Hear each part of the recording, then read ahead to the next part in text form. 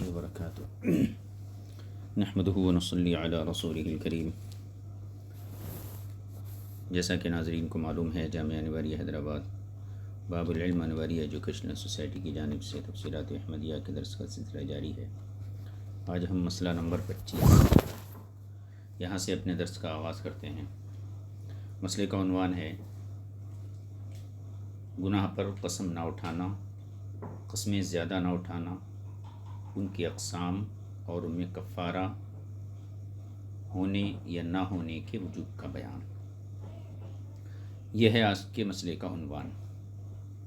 جس آیت کریمہ سے اس عنوان کو اخذ کیا گیا ہے وہ آیت کریمہ یہ ہے: اعوذ باللہ من الشیطان الرجیم، بسم اللہ الرحمن الرحیم، ولا تجعلوا الله عرضة لأيمانكم أن تبروا وتتقوا وتصلحوا بين الناس والله سميع عليم لا يؤاخذكم الله باللغو في أيمانكم ولكن يؤاخذكم بما كسبت قلوبكم والله غفور حليم۔ یہ آیت کریمہ ہو گئی۔ اب اس کے ترجمے کو دیکھ لیجئے۔ ولا تجعلوا الله عرضة لأيمانكم، اور اللہ کے نام کو اپنی قسموں کا نشانہ نہ بناؤ۔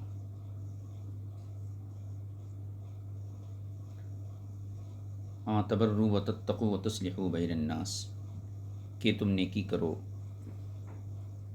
اور پرہیزگاری اختیار کرو، وتصلحوا بین الناس، اور لوگوں کے درمیان اصلاح کرو۔ ان اللہ واللہ سمیع علیم، اور اللہ سننے والا جاننے والا ہے۔ لا یؤاخذکم اللہ باللغو فی ایمانکم، اللہ تعالیٰ تمہارا لغو قسموں میں مؤاخذہ نہیں کرے گا۔ ولیکن یؤاخذکم بما کسبت قلوبکم، لیکن ان قسموں کا مؤاخذہ کرے گا جو تمہارے دلوں نے کسب کی۔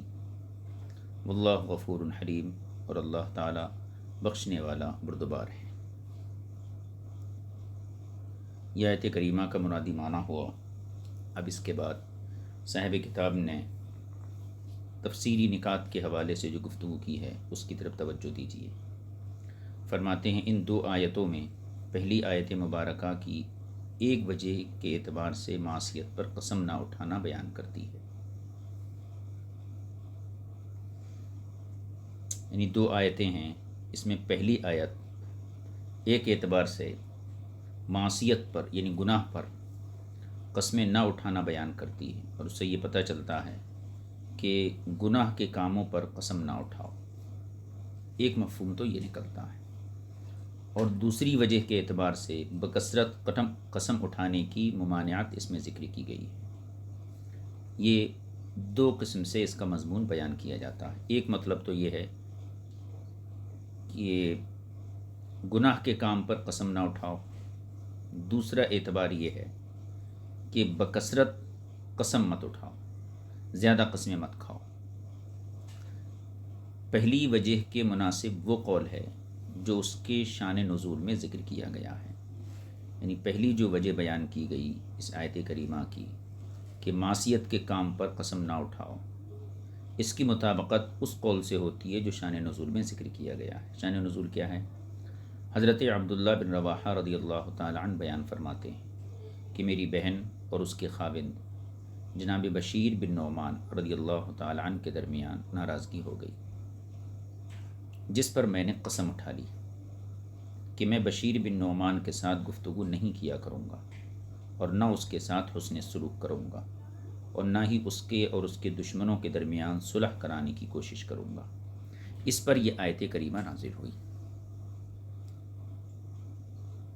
اب اس میں آپ دیکھیے کہ نعمان بن بشیر کے مد مقابل عبداللہ بن رواحہ نے جن چیزوں کی قسم اٹھائی وہ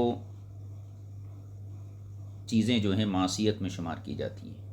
مثلا مسلمان کے ساتھ گفتگو نہ کرنا، اس کے ساتھ تو حسن سلوک نہ کرنا، یوں ہی اس کے دشمنوں کے درمیان صلح صفائی نہ کرانا، تو یہ تمام چیزیں وہ ہیں جو شریعت کے خلاف ہیں۔ اس پر یہ آیت کریمہ نازل ہوئی۔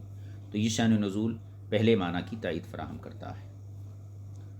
قاضی بیضاوی اور اسی طرح جو ہے اکثر مفسرین نے اپنی تفاسیر میں اسی طرح ذکر کیا ہے، اور قاضی بیضاوی نے یہ زیادہ لکھا ہے کہ یہ آیت کریمہ کہا جاتا ہے کہ حضرت ابو بکر صدیق رضی اللہ تعالیٰ عنہ کے بارے میں نازل ہوئی ہے۔ یہ بھی ایک قول ہے۔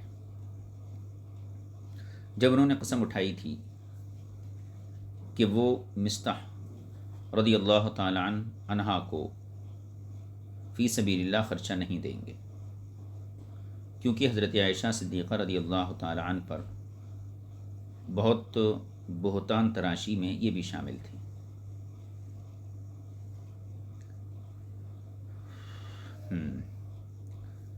آیت مبارکہ میں یہ اضافہ جو ہے قاضی بیضاوی کی طرف سے ہے۔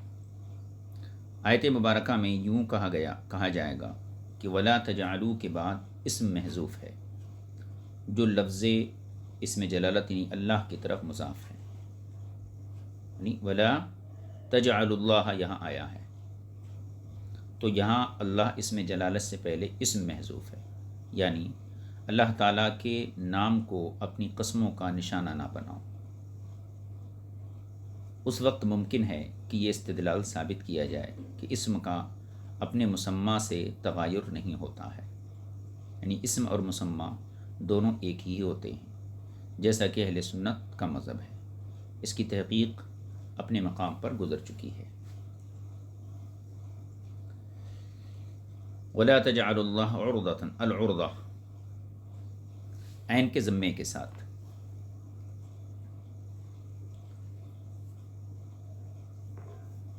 افلا کے وزن پر اسم مفعول ہے یہ، یعنی اس چیز کا نام جو کسی چیز کے سامنے رکھی جائے اور اس کے لیے رکاوٹ ہے۔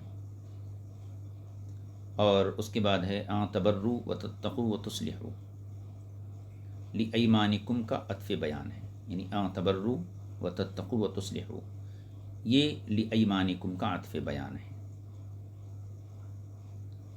اس صورت میں ایمان سے مراد وہ اشیاء، وہ چیزیں ہوں گی جن کی قسم اٹھائی ہوگی، اور حرف لا بھی اس صورت میں مقدر ماننا پڑے گا، یعنی لا تبرو۔ اس طریقے سے تفسیر زاہدی میں اسے بطور نص بیان کیا گیا ہے۔ اس اعتبار کے پیش نظر آیت کا معنی یہ ہوگا کہ تم اللہ تعالیٰ کے نام کو اپنی قسموں کا نشانہ نہ بناؤ۔ وہ قسمیں جو نیکی، تقوی اور لوگوں کے درمیان اصلاح کی ہیں، یعنی تم قسموں کو باتوں کے پورا کرنے کے لیے رکاوٹ نہ بناؤ جو تم نے کسی نیک کام کے نہ کرنے پر اٹھائیں، جو احسان نہ کرنے کے لیے اٹھائیں۔ حاصل معنی یہ ہوگا کہ جب کوئی شخص قسم اٹھاتا ہے پھر اسے اس کا غیر اس سے بہتر عذرو شرع دکھائی دیتا ہے، تو اس پر لازم ہے کہ وہ اپنی قسم کو توڑ دے اور وہ کام کرے جو بہتر ہے۔ اسی لیے حضور نبی کریم صلی اللہ علیہ وسلم نے اس آیت کریمہ کے نازل ہونے کے بعد حضرت عبداللہ بن رواحہ کو ارشاد فرمایا کہ اپنی بہن اس کے خاوند کے سپرد کر دو۔ 3 مرتبہ ارشاد فرمایا، اور تیسری مرتبہ یہ بھی فرمایا اگر تو اللہ تعالیٰ پر اور قیامت کے دن پر ایمان رکھتا ہے۔ یہ بھی تفسیر زاہدی سے اخذ کیا گیا ہے۔ فرماتے ہیں اور یہ بھی کہنا درست ہے کہ العرضہ ڈھال اور نشانہ کے معنی میں ہو۔ اس صورت میں ایمان اپنے معنی پہ ہوگا اور آیت میں کوئی لفظ مقدر ماننے کی ضرورت نہیں پڑے گی، اور آن تبرو نہیں کی علت بنایا جائے گا، یعنی جس کام سے اللہ منع کر رہا ہے اس کی علت ان تبرو، یعنی اللہ تعالیٰ کے نام کو اپنی قسموں کی ڈھال نہ بناؤ، یعنی اللہ کے نام کی کثرت سے قسمیں نہ کھاؤ، جس سے ارادہ باری تعالیٰ یہ ہے کہ تم کثرت سے قسمیں نہ کھاؤ، کیونکہ زیادہ قسمیں اٹھانے سے تم پرہیزگار نہ بنو گے۔ تو گویا کہ زیادہ قسموں سے منع اس لیے کیا گیا کیونکہ اس میں پرہیزگاری نہیں ہے، تو گویا تبرو یہ نہیں اور منع کرنے کی علت بن جائے گا۔ اور بے اعتبار جب زیادہ قسمیں انسان اٹھاتا ہے تو پرہیزگار نہیں بنو گے، اور بے اعتبار ہو جانے کی وجہ سے لوگوں کے درمیان اصلاح کا کام نہیں کر پاؤ گے، اور اللہ تعالیٰ کے نام کا احترام بھی نہیں رہے گا۔ یعنی بات بات پر اگر قسمیں کھائی جائیں تو اس سے ایک تو یہ ہے کہ انسان خود بے وزن ہو جاتا ہے، اور دوسری یہ کہ اللہ رب العزت کے نام کا احترام باقی نہیں رہتا ہے۔ کشاف اور بیضاوی نے ایسا ہی ذکر کیا ہے۔ اس صورت میں حاصل معنی یہ ہوگا کہ اللہ تعالیٰ کے نام کی بکثرت قسمیں نہ اٹھایا کرو، ہر وقت ہر موقع پر خدا کی قسم کا استعمال نہ کرو، جیسا کہ قصاب ہر گوشت کے ٹکڑے کے لیے ڈھال، یعنی گوشت کاٹ کر اسے بنانے کے لیے جس لکڑی کو استعمال کرتا ہے، تو یہ اس کا معنی بیان کیا گیا۔ یعنی ڈھال، جیسے قصاب یعنی گوشت کاٹنے والا اس لکڑی کو ڈھال بناتا گوشت کاٹنے کے لیے، اسی طرح تم بھی بکثرت قسمیں اٹھاتے ہو تو نہ بات کے سچا ہونے کا خیال رکھتے ہو اور نہ بات کے جھوٹے ہونے کا، ہر بات پر قسم اٹھاتے ہو، اس لیے کہ اگر تم نے جھوٹی قسم اٹھائی تو آخرت میں اس کی سزا ضرور پاؤ گے، اور اگر تم نے سچی قسمیں بکثرت اٹھانا اپنی عادت بنا لیا ہے تو تم پر فقر و مسکنت غالب آ جائے گی۔ یعنی زیادہ قسمیں کھانے کا گویا کہ یہ ایک وبال ہے کہ تنگ دستی اور مسکینی یہ غالب آ جائے گی۔ یہی بات اثر صحیح میں آئی ہے، یعنی صحیح حدیث میں یہ بات آئی ہے۔ مفسرین اکرام کی تفاسیر سے اس آیت کا مضمون جو مجھے سمجھ میں آیا میں نے تحریر کر دیا، اگرچہ ان کا انداز بیان اپنا ہے اور میرا اپنا ہے۔ یہ ملا جیون علیہ الرحمہ کا قول ہے۔ اب فرماتے ہیں دوسری آیت میں، یہ پہلی آیت کی بات مکمل ہو گئی، دوسری آیت میں قسموں کے اقسام بیان ہوئی، یعنی کتنی طریقے کی قسم ہوتی ہے اور کن میں مواخذہ ہوتا ہے اور کن میں مواخذہ نہیں ہوتا ہے، یعنی اور کن میں کفارہ واجب ہوتا ہے، کن میں کفارہ واجب نہیں ہوتا ہے۔ یہ تمام چیزیں قرآن مجید کی اس آیت میں، دوسری والی آیت میں، یعنی لا یؤاخذکم اللہ باللغو فی ایمانکم، یہاں سے اللہ تعالیٰ نے قسموں کے اقسام بیان فرمائے۔ دوسری آیت میں قسموں کی اقسام بیان ہوئی ہیں، ان کے بارے میں کفارے کے وجوب یا عدم وجوب کو بیان کیا گیا ہے، یعنی کفارہ کن میں واجب ہے کن میں واجب نہیں ہے، جس کی تفصیل یہ ہے۔ قسم کی 3 قسمیں ہیں، لغو، غموس، منعقدہ۔ لغو وہ قسم ہے جو کوئی شخص گزرے زمانے میں کسی ہوئے کام کے بارے میں قسم اٹھائے اور اسے اس کے بارے میں ظن غالب ہو کہ وہ حق کہہ رہا ہے، حالانکہ فی الواقع وہ اس کے خلاف ہو، یہ قسم لغو ہے۔ یعنی گزشتہ زمانے میں کوئی کام ہوا، اس کے بارے میں ایک شخص قسم اٹھاتا ہے اور اسے ظن غالب ہے کہ وہ صحیح بول رہا ہے، حالانکہ واقع میں اس کی بات صحیح نہیں ہوتی ہے، تو یہ قسم لغو ہے۔ لغو قسم کی یہ تعریف ہم احناف کے نزدیک ہے، لیکن امام شافعی فرماتے ہیں کہ لغو وہ قسم ہے جو پختگی سے خالی ہو، یعنی ویسے ہی زبان سے قسم نکل گئی، کوئی ارادہ نہیں تھا، یا کسی نے قسم کے الفاظ کہے لیکن اس کے معنی سے وہ جاہل اور بے خبر ہے، جیسا کہ عرب یعنی اہل عرب اپنی بات کو محض پختہ کرنے کے لیے لا واللہ بلا واللہ یہ اس قسم کے الفاظ کہہ دیتے ہیں، جو آج بھی معروف ہے کہ اپنی بات کی پختگی کو ثابت کرنے کے لیے اس قسم کے الفاظ استعمال کرتے ہیں۔ تو امام شافعی کے یہاں قسم لغو کا معنی کچھ اور ہے، احناف کے نزدیک یہی ہے کہ گزرے ہوئے زمانے میں کسی ہو چکے کام کے بارے میں قسم اٹھائے اور اس کے بارے میں قسم اٹھانے والے کو ظن غالب ہو کہ وہ حق کہہ رہا ہے لیکن واقع میں وہ اس کے خلاف ہو۔ غموس دوسری قسم وہ قسم ہے جو گزرے ہوئے زمانے کے کسی کام پر اٹھائی جائے جس کے بارے میں علم ہو کہ وہ جو کچھ کہہ رہا ہے وہ جھوٹ ہے۔ تیسری قسم منعقدہ وہ قسم ہے جو کسی آئندہ کے کام پر اٹھائی جائے اور اس کے اٹھانے میں قصد و ارادہ بھی اٹھانے کا ہو، یعنی قسم اٹھائی جائے اور قسم اٹھانے کا قصد بھی ہو۔ ہم احناف کے نزدیک منعقدہ میں اگر حانث ہو گیا یعنی قسم ٹوٹ گئی تو اس پر کفارہ واجب ہے اور گنہگار بھی ہوگا، اور اگر نہ ٹوٹی تو نہ کفارہ ہے نہ گناہ ہے۔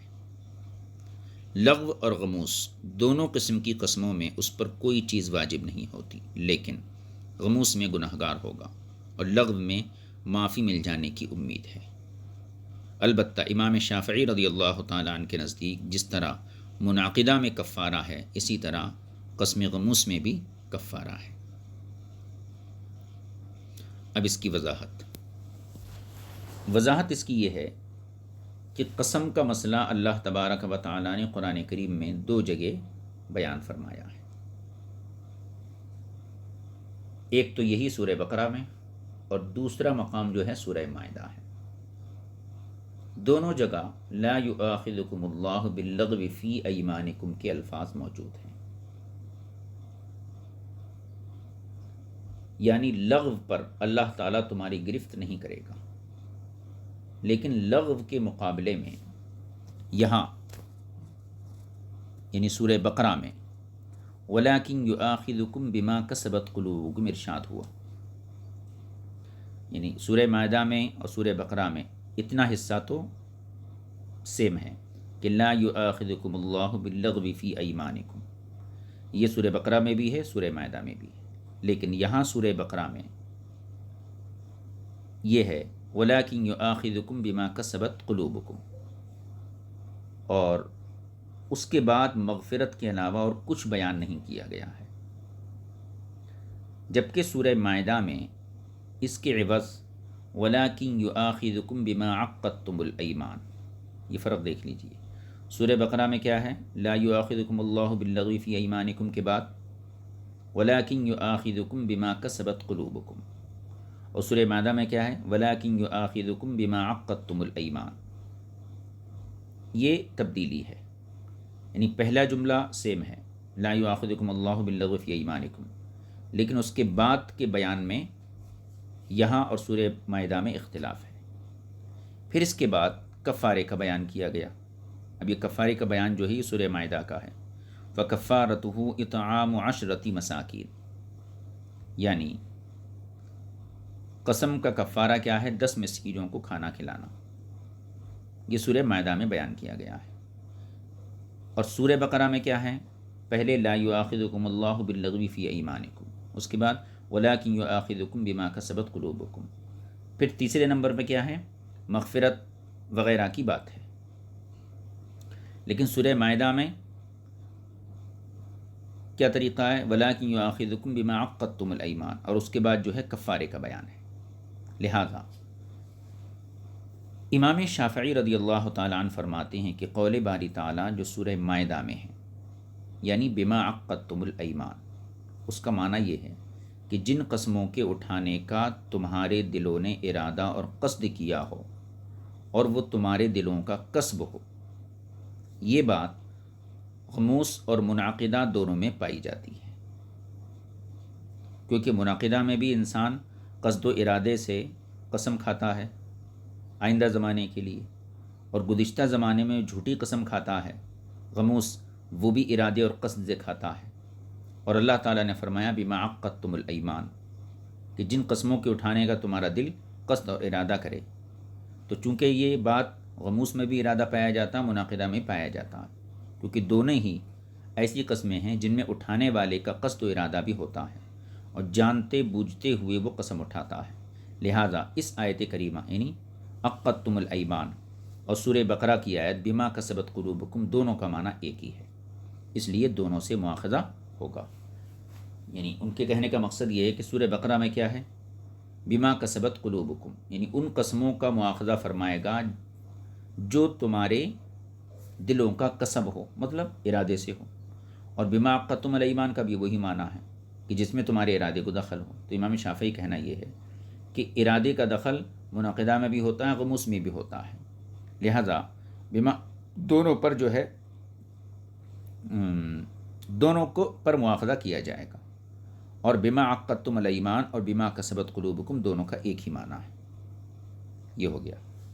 اور فرماتے مواخذہ وہ ہے جس کا قرآن کریم نے سورہ مائدہ میں ذکر کیا، یعنی قسم کھانے پر مواخذہ کیا ہے؟ قرآن کریم نے اس مواخذے کو بیان کیا سورہ مائدہ میں، جو کفارے کے ساتھ مقید ہے۔ فکفارتہ اطعام عشرۃ مساکین، کفارہ بھی ہے۔ اور سورہ بقرہ کی آیت اگرچہ کفارے سے خالی ہے، سورہ بقرہ میں کفارے کا تذکرہ نہیں ہے، مگر امام شافعی اس خالی اور مطلق کو سورہ مائدہ کی مقید آیت پر قیاس کر کے مقید مانتے ہیں، اور وہ کہتے ہیں کہ اگرچہ سورہ بقرہ کی آیت میں جو ہے مطلق حکم ہے، لیکن سورہ مائدہ میں جو ہے آیت مقید ہے، لہذا سورہ مائدہ کی آیت پر سورہ بقرہ کی آیت کو قیاس کرتے ہوئے اسے بھی مقید مانتے ہیں، جس سے وہ دونوں اقسام میں قسم میں، یعنی دونوں قسموں کی قسموں میں کفارے کے وجوب کے قائل ہیں۔ اس طریقے سے انہوں نے دونوں جگہ کی آیات قسم میں تطبیق دی ہے۔ یہ گفتگو تھی امام شافعی کی۔ تو امام شافعی کا مذہب کا خلاصہ کیا ہے کہ غموس اور منعقدہ دونوں قسم کی قسموں میں کفارہ ہے۔ ہم احناف ہم یہ کہتے ہیں کہ بما کسبت قلوبکم سے مراد وہ قسم ہے جو دل کے کسب سے تعلق رکھتی ہو، یعنی دل نے قصد کیا اور اس کے اٹھانے کا عمل کیا۔ یہ بات غموس اور منعقدہ دونوں میں ہوتی ہے، لہذا دونوں میں مواخذہ بھی ہوگا، کیونکہ دونوں لغو کے مقابل بیان کی گئی ہیں، یعنی قسم لغو کے مد مقابل یہ دونوں بیان کی گئی ہیں، اور لغو میں مواخذہ نہیں ہے، تو ان دونوں میں مواخذہ ہوگا۔ اور مواخذہ یہاں سورہ بقرہ میں مطلق ہے، یعنی مواخذہ کفارہ کی صورت میں ہوگا یا کسی اور صورت میں، اس کا ذکر نہیں ہے، یعنی مواخذہ تو ہوگا، لیکن سورہ بقرہ میں یہ تذکرہ نہیں ہے کہ کفارے کی صورت میں ہوگا یا کسی اور صورت میں ہوگا، لہٰذا مطلق مواخذہ سے مراد اس کا فرد کامل ہوگا، اور وہ اخروی مواخذہ ہے، یعنی سورہ بقرہ میں صرف اتنا کہا گیا کہ مواخذہ ہوگا، لیکن یہ مطلق ہے، کفارے کا مواخذہ ہوگا یا کسی اور طریقے کا مواخذہ ہوگا، لہذا سورہ بقرہ میں مواخذہ جو ہے یہ مطلق ہوا، اور جب مطلق بولا جاتا ہے تو اس کا فرد کامل مراد ہوتا ہے۔ اب ایک ہے دنیاوی مواخذہ، ایک ہے اخروی مواخذہ۔ دنیاوی مواخذہ یہ کم ہے، اخروی مواخذہ یہ اس کا کامل فرد ہے، لہذا ہم یہاں پر اخروی مواخذہ مراد لیتے ہیں، اور وہ مواخذے کا فرد کامل ہے، اور ہمارے اس معنی کی تائید اللہ تعالیٰ کے اس قول سے ہوتی واللہ غفور حلیم۔